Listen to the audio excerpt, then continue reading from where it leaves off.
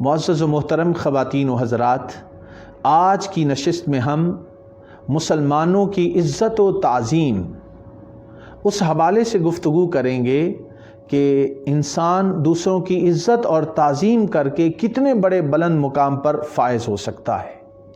اسلام جو ضابطۂ حیات ہمیں عطا کرتا ہے، اس کی نظر میں تمام انسان برابر ہیں۔ کسی عربی کو اجمی پر، کسی اجمی کو عربی پر، کسی گورے کو کالے پر اور کالے کو گورے پر کوئی فضیلت حاصل نہیں۔ فضیلت اگر کسی کو اللہ کی نظر میں حاصل ہے تو وہ تقویٰ اور پرہیزگاری ہے۔ یہی نبی اکرم صلی اللہ علیہ وآلہ وسلم کی ہمیں تعلیمات ملتی ہیں۔ حضرت ابو بکر صدیق رضی اللہ تعالیٰ عنہ فرماتے ہیں کہ کوئی مسلمان کسی دوسرے مسلمان کو اپنے سے کم تر اور حقیر نہ جانے، کیونکہ اللہ کے نزدیک چھوٹا مسلمان بھی تقویٰ اور پرہیزگاری کی بنیاد پر بڑا ہے، یعنی کسی کو حقیر نہیں سمجھنا چاہیے۔ یہ حضرت ابو بکر صدیق کی ہمیں تعلیم ہے۔ اور حضرت عبداللہ بن عباس رضی اللہ تعالیٰ عنہ فرماتے ہیں کہ سب سے بڑھ کر نیکی یہ ہے کہ دوست کی عزت کی جائے، اور کعبہ کی طرف دیکھتے ہوئے آپ نے فرمایا کہ بے شک اللہ تعالیٰ نے عزت و شرف کعبۃ اللہ تجھے عطا کیا ہے، بڑا مقام اور مرتبہ عطا کیا ہے، مگر مومن کی عزت اللہ تعالیٰ کے نزدیک تجھ سے بھی بڑھ کر ہے۔ یہ حضرت عبداللہ بن عباس فرماتے ہیں، اور یہ بات بھی ہمیں پیش نظر رکھنی چاہیے۔ اور بڑی اہم بات اسے بکر بن عبداللہ نے بیان کیا۔ حضرت بکر بن عبداللہ فرماتے ہیں کہ تم اپنے سے کسی بڑے کو دیکھو تو اس کی اس لیے عزت اور تعظیم کرو کہ اس نے ایمان لانے میں اور عمل صالح میں تم سے سبقت حاصل کی، یعنی عمر میں جو بڑا ہے اس کی تعظیم اور عزت اس لیے کرو کہ ایمان لانے میں تم سے پہلے اور نیک کام اس نے تم سے زیادہ کر رکھے ہیں تو اس کی عزت و تعظیم کرو۔ اور اگر کوئی شخص تم سے چھوٹا ہے تو اس کی بھی عزت و تعظیم کرو۔ پوچھا گیا کہ حضرت اس کی تعظیم کیوں ضروری ہے؟ تو فرمانے لگے کہ وہ گناہوں میں تم اس سے سبقت لے گئے اور ابھی اس نے اتنے زیادہ گناہ نہیں کیے جتنے تم کر چکے ہو، تو کم گناہ گار ہونے کی وجہ سے اور عمر میں چھوٹا ہونے کی وجہ سے تمہیں اس کی بھی عزت و تعظیم کرنی چاہیے۔ یہ حضرت بکر بن عبداللہ نے ہمیں تعلیم اور نصیحت کی۔ معزز خواتین و حضرات، عزت و تعظیم تو انسان کو کرنی چاہیے، کوئی عمر میں چھوٹا ہو یا بڑا ہو، لیکن سب سے زیادہ عزت اور تعظیم کے قابل وہ ہمارے والدین ہیں کہ ہمارا ان کے ساتھ رویہ اور سلوک کیسا ہے۔ اللہ تعالیٰ نے اپنی عبادت اور شرک سے منع کرنے کے بعد جس چیز کا سب سے زیادہ حکم دیا ہے وہ ہے وَبِالْوَالِدَيْنِ إِحْسَانًا، کہ اپنے والدین کے ساتھ انسان حسن سلوک سے پیش آئے۔ حضرت محمد بن مکندر کی یہ عادت تھی کہ وہ رات کے وقت بارگاہ خداوندی میں دست بستہ کھڑے ہو جاتے، نوافل پڑھتے رہتے اور ساری رات عبادت میں گزر جاتی۔ لیکن جب ان کی والدہ انہیں پاؤں دبانے کو کہتی تو وہ اپنی والدہ کی خدمت میں آ جاتے اور ساری رات اپنی والدہ کے پاؤں دباتے رہتے، اور اس طرح انہوں نے اپنی پوری زندگی گزاری۔ یعنی نوافل عبادت سے والدین کی خدمت بہتر ہے۔ آج ہم اس سے کنی کتراتے ہیں، دور بھاگتے ہیں۔ اللہ کا حکم بھی یہی ہے کہ وَبِالْوَالِدَيْنِ إِحْسَانًا إِمَّا يَبْلُغَنَّ عِنْدَكَ الْكِبَرِ أَحَدُهُمَا أَوْ كِلَاهُمَا فَلَا تَقُل لَّهُمَا أُفٍّ وَلَا تَنْهَرْهُمَا وَقُل لَّهُمَا قَوْلًا كَرِيمًا، کہ اے انسان اپنے والدین کے ساتھ حسن سلوک سے پیش آ، اور ان دونوں میں سے ایک یا دونوں جب بڑھاپے کو پہنچ جائیں فَلَا تَقُل لَّهُمَا أُفٍّ، تو انہیں اف تک بھی نہ کہنا اور انہیں مت جھڑکنا اور ان سے پیار اور محبت سے پیش آنا۔ یہ حضور علیہ السلام کی تعلیم ہے۔ حضرت کہش بن حسن فرماتے ہیں کہ میں ماں کی خدمت کیا کرتا تھا یہاں تک کہ ان کا پاخانہ بھی اٹھاتا تھا۔ ایک دن سلیمان بن علی رحمۃ اللہ علیہ نے روپوں سے بھری ایک تھیلی مجھے بھیجی اور اپنی والدہ کی خدمت کے لیے کہا کہ کوئی خادم خرید لو۔ وہ کہتے ہیں کہ میں نے وہ تھیلی ان کو واپس کر دی، اور اس کے بعد جب وہ تھیلی میں نے ان کو واپس کر دی تو میں نے کہا کہ میری ماں نے بچپن میں میری بڑی خدمت کی ہے اور کسی اور سے میری صفائی ستھرائی کروانے کو پسند نہیں کیا۔ اب جب میری والدہ خود بڑھاپے کو پہنچ گئی ہیں تو میں ان کی خدمت کے لیے کیوں پسند کروں کہ کوئی اور میری ماں کی خدمت کرے؟ تو آج ضرورت اس امر کی ہے کہ وہ والدین جنہوں نے بڑے چاہ سے ہمیں پالا ہے، بڑی محنت مشقت اٹھائی ہے ہمارے لیے، وہ اگر بڑھاپے کو پہنچ جائیں، بیمار ہو جائیں، تکلیف میں مبتلا ہو جائیں، تو اولاد کو چاہیے کہ ان کی خدمت میں جتنا کچھ کر سکتے ہیں وہ کریں۔ یہ سعادت کی بات ہے، یہ حسن سلوک اللہ کا حکم ہے۔ اپنے والدین کے ساتھ اچھے طریقے سے پیش آنا، ان کی خدمت کرنا، ان کے ناز نخرے اٹھانا، ان کی ضروریات کو پورا کرنا، ان کے پاؤں کو دبانا، ان کی خدمت کرنا اور ان کے چہروں پر مسکراہٹ کو لے کے آنا، یہ چیز بڑے نصیب کی بات ہے، اور بڑے خوش نصیب ہیں وہ لوگ جنہیں ماں باپ کی خدمت نصیب ہے، اور بڑے بدبخت ہیں وہ لوگ جن کو ماں باپ نصیب ہیں مگر وہ ان کی خدمت کرنے سے عاری ہیں۔ وہ شخص نامراد ہو جاتا ہے جو اپنے والدین کی خدمت نہیں کرتا، وہ شخص کسی کام کا نہیں ہے جو اپنے والدین کی رضا اور خوشنودی حاصل نہیں کر سکتا۔ یہاں پر میں یحییٰ بن معاذ کا قول بیان کرنا چاہوں گا۔ آپ فرماتے ہیں کہ وہ قوم نہایت ہی بری ہے جس میں مالدار مسلمانوں کی عزت و تعظیم کی جائے اور غریب و تنگ دست لوگوں کو ذلیل اور حقیر سمجھا جائے۔ یعنی مال و دولت، جاہ و منصب والے لوگوں کی بڑی عزت و احترام ہے، اور کوئی فقیر شخص، کوئی غریب شخص آ جائے تو اس کو ہم کوئی اہمیت ہی نہ دیں۔ انسان ہونے کے ناطے ہمیں عزت و تعظیم کرنی چاہیے۔ کیا پتہ جو بڑے جاہ و منصب والا ہے وہ اللہ کی نظر میں ناپسندیدہ ہو، اور جو سادہ سے لباس میں ایک عام سا شخص ہے اس کو خوش کرنے میں، اس کا خیال رکھنے میں اللہ ہم سے راضی ہو جائے۔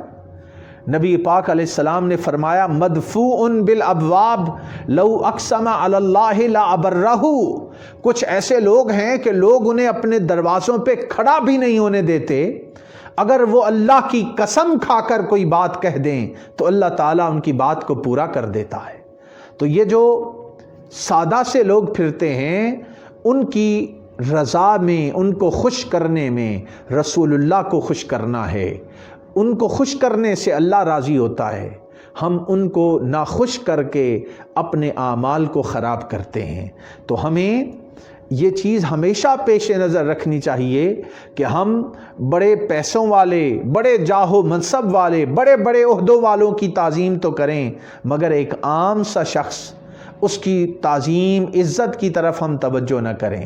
انسان ہونے کے ناطے، نبی پاک کا امتی ہونے کے ناطے ہر شخص ہمارے لیے عزت و احترام کے قابل ہے۔ حضور علیہ السلام نے فرمایا الناس سواسیۃ کاسنان المشت، تمام انسان کنگھی کے دندانوں کی طرح برابر ہے۔ سارے آدم علیہ السلام کی اولاد ہیں، سارے اللہ تعالیٰ کی مخلوق ہیں۔ وہ رب کائنات جس نے انسان کو پیدا کیا ہے، اس کی مخلوق کی عزت و تعظیم کرنا دراصل خدا کی عزت و تعظیم کرنا ہے، اور اللہ تعالیٰ کی مخلوق کو ذلیل و رسوا کرنا خود اپنے آپ کو خراب کرنا ہے۔ یہ بات ہمیں پیش نظر رکھنی چاہیے۔ یہاں پر میں اللہ کے نیک بندوں کی ایک شان امتیاز بھی آپ کی خدمت میں عرض کرنا چاہتا ہوں کہ اللہ کا جو نیک بندہ ہوتا ہے وہ ہر انسان و حیوان، چرند اور پرند، چھوٹے اور بڑے پر شفقت اور احسان کرتا ہے، اور جو خود نامراد شخص ہوتا ہے وہ پھر انسانوں میں فرق کرتا ہے، تفوق رکھتا ہے، کسی کو برتر بناتا ہے، کسی کو کم تر سمجھتا ہے، اور اس کام کے کرنے سے وہ اللہ کی نظر میں بھی حقیر تر ہوتا چلا جاتا ہے۔ حضرت عبداللہ بن عمر فرماتے ہیں کہ اگر گھر کا ہمسایہ کشادہ رو، خوش مزاج اور شیریں زبان ہو تو گھر کی قیمت بڑھ جاتی۔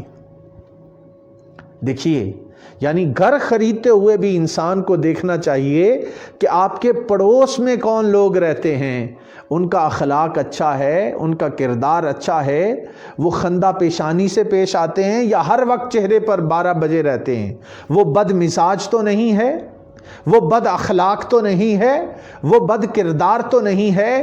تو انسان کو اپنا پڑوس اور ہمسائیگی بھی ان کی اختیار کرنی چاہیے جو خندہ پیشانی کے ساتھ پیش آتے ہوں، جو خوش رو ہوں، خوش اخلاق ہوں، خوش مزاج ہوں، شیریں زبان ہوں، تو اس کے اثرات آپ پر بھی، آپ کے بچوں پر بھی اور آپ کے ارد گرد کے ماحول پر بھی اثرات مرتب ہوتے ہیں۔ حضرت ابو عبداللہ انطاکی وہ بیان کرتے ہیں کہ جب تمہیں معلوم ہو جائے کہ لوگ تمہیں دیکھ کر آبرو میں دست اندازی کریں گے، یہ بات میں بتا رہا ہوں آپ کو ابو عبداللہ انطاکی کی، وہ کہتے ہیں کہ جب تمہیں معلوم ہو جائے کہ لوگ تمہیں دیکھ کر تمہاری عزت میں دست اندازی کریں گے تو نماز کے اوقات کے سوا جو ان کے لیے باعث رحمت ہیں ان کے ساتھ ملاقات نہ کرو۔ یعنی جہاں پہ آپ کو امکان ہے کہ آپ کی بے عزتی ہوگی، ایسے لوگوں سے رابطہ ہی نہیں رکھنا چاہیے، کنارہ کشی اختیار کریں۔ اور کیونکہ نماز انسان پہ فرض ہے، وہاں پہ آپ جائیں اور ان سے ملاقات بھی ہوتی ہے تو ہیلو ہائے سلام دعا کر لیں، اس چیز کی اجازت ہے۔ بعض لوگ خود جا کے اپنی بے عزتی کرواتے ہیں۔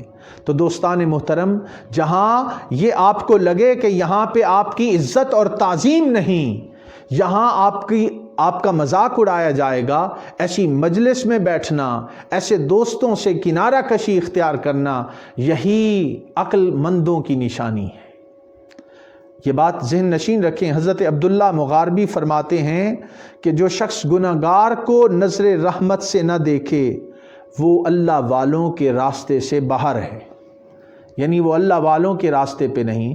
کوئی شخص گناہگار ہے، بدکار ہے، تو آپ اس سے نفرت نہ کریں بلکہ اسے نظر رحمت سے دیکھیں اور یہ دعا کریں اور کوشش کریں کہ وہ برے راستے سے اچھے راستے کی طرف آ جائے۔ یہ تعلیم حضرت عبداللہ مغاربی بیان کرتے ہیں۔ یہاں پر میں ایک بڑا ہی دلچسپ واقعہ حضرت معروف کرخی رحمۃ اللہ علیہ کا آپ کی خدمت میں پیش کرنا چاہتا ہوں کہ حضرت معروف کرخی رحمۃ اللہ علیہ کا گزر ایک ایسی جماعت سے ہوا جو دریائے دجلہ میں کشتی پر سوار تھی، عیش و عشرت کے ساتھ وہ وقت گزار رہے تھے، پاس شراب رکھی ہوئی تھی۔ لوگوں نے آپ سے کہا معروف کرخی ان کے لیے ذرا بد دعا فرما دیں۔ آپ نے ان کے لیے بد دعا نہیں فرمائی بلکہ فرمایا کہ اے اللہ، جیسے تو نے ان کو دنیا میں خوش و خرم رکھا ہے، آخرت میں بھی ان کو خوش و خرم رکھ۔ اس پر آپ کے ساتھ جو لوگ تھے انہوں نے کہا کہ حضرت ہم نے بد دعا کی گزارش کی تھی اور آپ ان کے آخرت میں بھی خوش و خرم رہنے کی بات کر رہے ہیں۔ تو فرمایا کسی مسلمان کے لیے بد دعا کروں یہ مجھے زیب نہیں دیتا، اور جب میں نے یہ کہا کہ یہ آخرت میں بھی خوش و خرم رہیں تو نتیجہ کیا ہوگا کہ یہ اپنے گناہوں سے توبہ تائب ہوں گے، نیک اعمال کریں گے، جنت میں جائیں گے، تب جا کے خوش و خرم رہیں گے۔ تو آپ دیکھیے کہ ہمارے اسلاف کا، ہمارے بزرگوں کا، اہل اللہ کا طریقہ کیا ہے کہ وہ گناہگار شخص کو بھی نظر رحمت سے دیکھتے ہیں، ان کے لیے نیک راستے پہ آنے کی دعا کرتے رہتے ہیں، انہیں بد دعائیں نہیں دیتے بلکہ ان کی اصلاح کی کوشش کرتے ہیں اور ان کی آخرت کی بہتری کے لیے دعائیں کرتے ہیں۔ ہمیں بھی یہ طریقہ اپنانے کی ضرورت ہے۔ اب میں اپنی گفتگو کے بالکل آخری حصے میں یہ بات عرض کروں گا کہ موسیٰ علیہ السلام نے اپنے رب کی بارگاہ میں عرض کی کہ اے اللہ مجھے وہ شخص بتا جو تجھے مخلوق میں سب سے زیادہ پیارا ہو۔